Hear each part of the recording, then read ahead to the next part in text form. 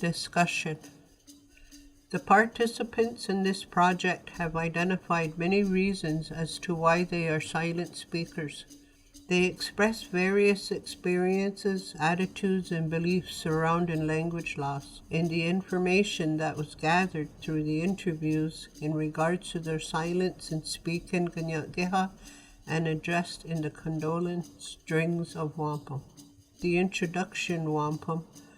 The first wampum was a symbolic expression of welcoming participants and sharing their earliest recollections of speaking Kanien'kéha amongst their family members.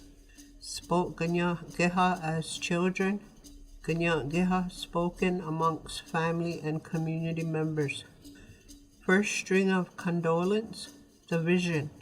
The first string of condolence acknowledged the tears shed due to painful memories from the language loss of participants and resulting in becoming silent speakers.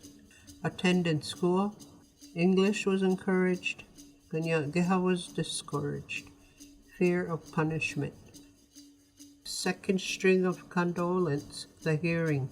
The second string of condolence acknowledged the hearing and how the participants had become affected by the language loss and no longer understood what was spoken.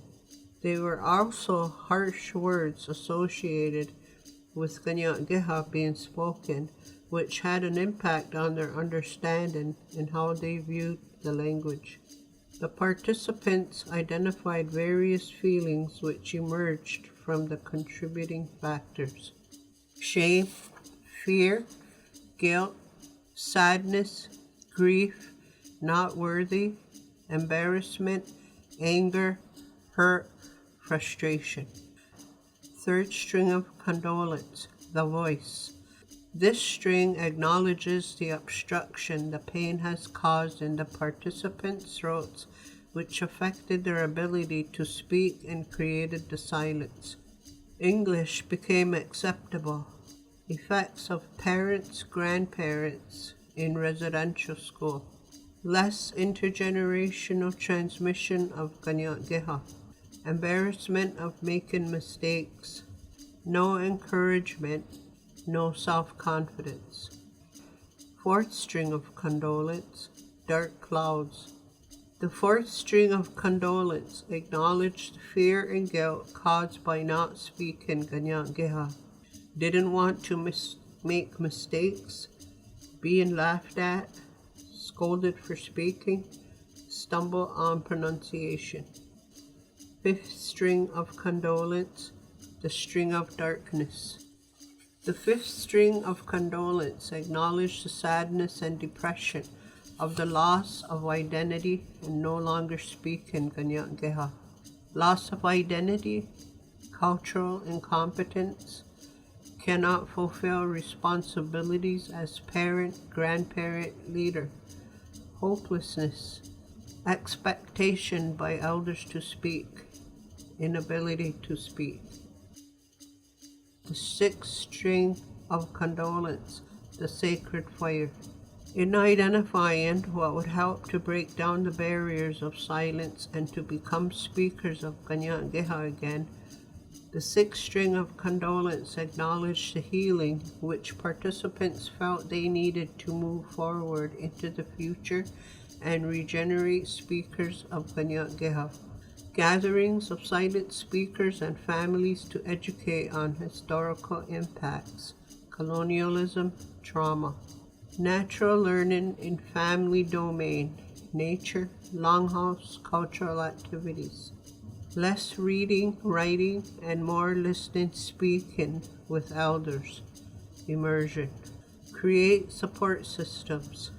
Teach according to levels. Noun-verb conjugation with pronouns, prefix, suffix. Through the course of the research, the participants addressed the causes of their silence and the effects of pain and trauma born from it. The intent of using the Gatnigu Uplifting the Mind's condolence ceremony as a guide for this project was to demonstrate that healing can take place when acknowledging the internalized pain and trauma affecting the thought processes and creating blockages within the mind, body, and spirit. Our ancestors did not leave us defenseless. They left us a way to deal with our traumas by releasing whatever caused silence and encouraged us to move on and to continue to live good lives. In speaking with Elder John Elijah from the community of Oneida, who has done many years of healing work with community members, when asked about silent speakers, he stated, "Rebirth. It's like born again, some more than others. Some of us were hurt with the language. That's the troubling part of it. I could help somebody else, but nobody could help me. Yet I have the same. Somebody has to be able to help me just as well as I help somebody else. We struggle with trying to get that back, so we just memorize what we can, only what we need. We don't need a lot of it, so we don't memorize a lot. We just memorize enough to get by. You have to clean them right off and start all over again. It's like you're reborn. If it's a language that you want and that you need, then you get a fresh start at it without any of the traumas in the way, even the teachers. All of the participants in the research project came from families of Kanien'kéha speakers and were immersed in the language. All of the participants attended day schools and associated the onset of their language loss with attending school. Once in school, they were punished physically or verbally to discourage the use of Kanien'kéha. The abuses generated many feelings which caused silence and had negative impacts on their lives, resulting in the inability to speak Kanien'kéha. Conclusion. Currently, there are modern methods of healing from mainstream society that are being utilized within indigenous communities, which can assist in breaking the silence and regenerating speakers of Kanien'kéha. Harder explains that at the heart of narrative therapy is the belief that people are multi-storied and that there is more to a person than meets the eye. He explains that although we are all multi-storied, some stories naturally hold more weight, while others are not as apparent. As the participants have shown in this project, there are many stories surrounding being silent speakers, draws out their experiences, beliefs, and attitudes, and helps them to live better in their preferred narrative. The silent speaker pilot projects in British Columbia have also been successful using cognitive behavioral therapy. The initiative, which originally began with the Sami people in Sweden, uses cognitive strategies aimed at changing the way people look at the world and how people with limited knowledge about themselves and their surroundings may interpret their experiences incorrectly and therefore draw incorrect conclusions. In the courses taught in the pilot projects in British Columbia, narratives are shared by the participants and cognitive theory is used in identifying avoidance strategies which they use to avoid speaking, self-focusing on collected negative expectations and unfavorable interpretation patterns, automatic thoughts, negative, and alternative thinking, positive.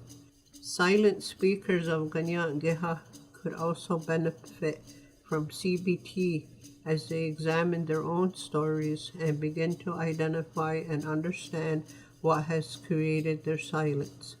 The use of Gatniguhlagitswas, uplifting of the mind condolence ceremony, is also a positive form of therapy, which historically comes from the Ludinoshuni people of the Long Coast.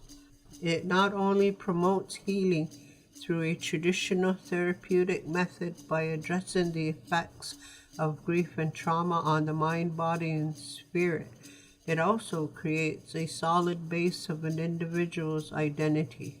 Culture and language revitalization are sources for healing and resilience within individuals, families, communities, and nations.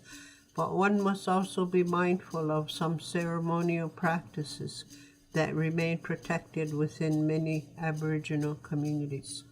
Haudenosaunee people are able to access their own ceremonies through specific processes that are not always available to the public.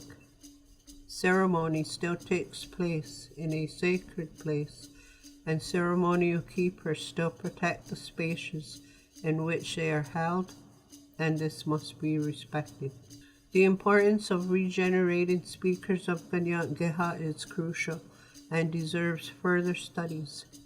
An in-depth exploration of the topic of silent speakers in regards to the effects of trauma on language silence is needed, along with more culturally relevant therapies, which would be useful in regenerating speakers of Kanien'kéha. It would be preferable that the therapies are culturally relevant to promote pride and identity for the Kanien'kéha. It would also be beneficial to identify how many silent speakers exist, not only in Akwesasne, but for all of the Kanien'kéha communities. There also needs to be a deeper understanding of contributing factors of silent speakers, which may vary from one community to the next. Economics, education, and politics all play different roles within the communities and contribute to language loss. It would also serve the community if a survey could be done to identify silent speakers and use of the information to create programs specifically to meet their needs.